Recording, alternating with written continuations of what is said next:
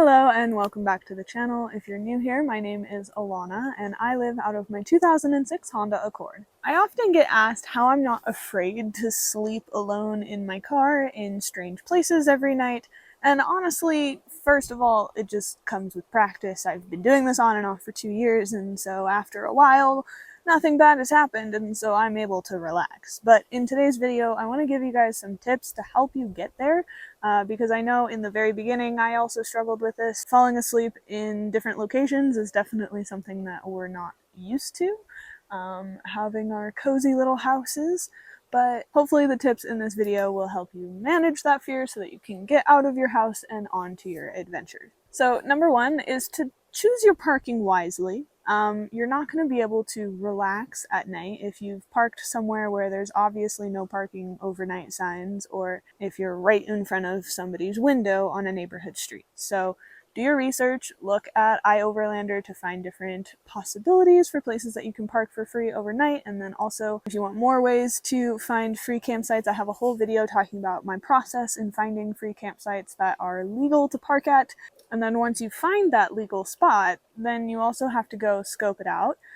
So I usually like to arrive before dark, and if I can't arrive before dark, then I arrive and I drive a few circles to scope it out, make sure that there's nothing sketchy going on, it's a quiet place, and I can relax. So yeah, choose your parking spot wisely before you park up and lock up for the night. Because if you park up somewhere that you know is a little sus, you're definitely not going to be relaxing, so it's probably worth it to just drive the 10 minutes somewhere else than to stay there and toss and turn all night. Then I have 3 ways to logically mitigate that fear and 3 ways to help relax yourself and remind yourself that you don't need to be afraid. So for the logical ways to mitigate your fear, you will obviously have some form of protection. I cannot talk about that on the internet because I will get demonetized, but just have some form of protection that you're comfortable with using. Have window coverings. So sometimes people debate me on this and they're like, no, I would rather be able to see out my windows so that I can see if anything's going on. But I personally have much less fear when I put my window coverings in and I know that nobody can actually see me sleeping in my car. There's still little peepholes where I can look out if I hear noises and I need to look out. I can always move the corner of the window covering. It's not that hard, but I just am more likely to relax if I know that nobody can actually see me, a solo female, alone, sleeping in my car. That helps to mitigate my fear logically. And then the third thing that I do to deal with my fear logically is I leave my driver's seat clear. So a lot of times I'll accumulate stuff on my bed throughout the day and then I want to go to bed, and the easiest thing to do is to just throw it all in the driver's seat, but I try my hardest not to do that because I've never had to do this, but you want to keep the driver's seat clear so that in case you do need to drive away, you can just hop into your driver's seat and drive away. Same thing goes for your parking job. When you park up for the night, make sure you're not boxing yourself in, or maybe you can back into your parking spot so that it's easier to pull out if you need to. Just think through those things ahead of time and take care of it. And that way you're more likely to be able to relax with the next 3 tips. So once you've done all the logical things to mitigate your fear, remind yourself that people are more likely to be concerned about their own life and in their own head than they are to be concerned about you sleeping in your car.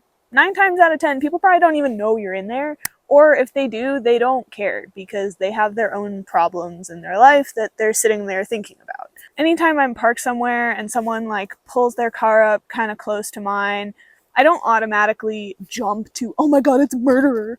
I remind myself, there's other people in the world. They could just be driving by. They're just pulling over for a second.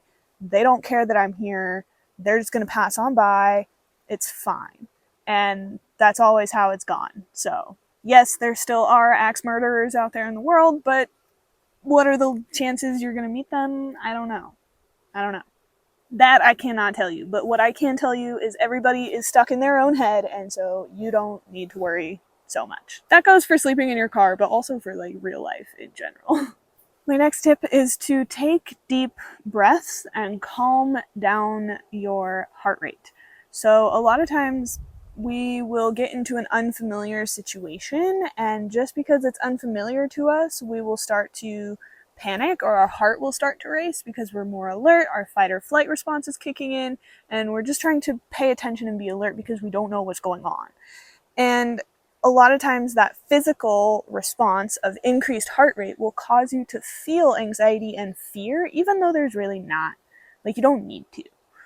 It's just a physical response to an uncertain environment. And so by taking that physical response and addressing that, then you can begin to address the emotional response. So by taking a deep breath, you are signaling to your nervous system that it's okay to relax. And by doing that, taking deep breaths allows your heart rate to slow down. And by slowing down your heart rate, that then signals to your body that, oh, hey, it is okay. We can relax. And so that's a cool way to like hack your nervous system into relaxing when you've gone through all of the logical precautions and you know that there's no actual fear. You're just like in your head. Take a deep breath. It'll be okay. And lastly, once you've taken your deep breaths and you're ready to fall asleep, but maybe you're laying there and you can't stop listening to all the background noises. A lot of times the places that you park up for free aren't usually the quietest places.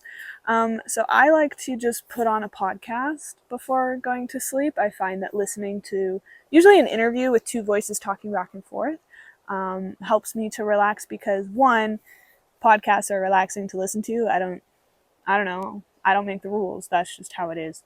Also, by listening to an interview, I think it sounds like there's two people talking inside the car. If someone's not like listening super closely, so that would make people be less suspicious, I guess. I don't know. That's my justification in my brain and it works. So maybe try listening to a podcast. It works for me. Some of my favorite podcasts are the Huberman Lab podcast. He kind of drowns on and on and on. So that's a good one to fall asleep to. Ologies. That's one of my top 10 favorite podcasts ever. The Highest Self podcast. Jillian on Love, I think is her podcast. She's a really wise woman. And then I've more recently started listening to the podcast Field Trip, which is talking about different national parks.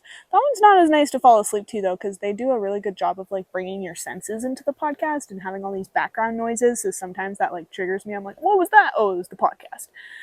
So maybe that's not the best one to fall asleep to. All of NPR's podcasts are really good. And what was the one I was listening to this morning? Oh, Maintenance Phase. And that one's really looking into like diet culture and fat phobia and body shaming and like how being overweight doesn't necessarily make you unhealthy and just kind of changing the narrative around fatness, I guess. And so that is a really enlightening podcast. But yeah, just tune into a podcast, tune out of your thoughts. Sometimes your thoughts aren't doing you any good. You're just overthinking all of the bad possibilities that could happen when in reality, you're fine. So just put on a podcast and relax. I mean, yeah, you need to be alert, but also be able to acknowledge when it's okay to relax, bro. So hopefully these tips will help you balance both logically mitigating your fear, but also reminding yourself that it's okay to relax. And if you have any other types of tips for falling asleep in strange places, make sure to leave those down in the comments for everybody to see. If you enjoyed this video, make sure to show me with your thumbs, and I hope to see you again in my next video. Bye, guys.